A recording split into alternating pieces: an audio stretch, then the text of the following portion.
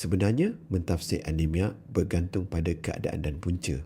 Memang betul, kekurangan zat besi ialah punca yang biasa, tetapi bukan semua anemia disebabkan oleh zat besi. Ada juga yang berpunca daripada pendarahan tersembunyi, penyakit kronik, masalah buah pinggang atau gangguan pada sumsum tulang. Anemia ringan selalunya tidak berbahaya, terutamanya jika sudah lama stabil dan puncanya telah dikenal pasti.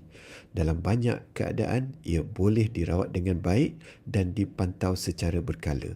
Namun, kita perlu lebih teliti jika anemia baru dikesan semakin menurun dari masa ke masa atau berlaku pada lelaki dewasa dan wanita selepas menopause. Jika ada simptom seperti cepat letih yang ketara, mudah tercungap-cungap atau penurunan berat badan tanpa sebab jelas, adalah baik untuk berbincang lanjut dengan doktor.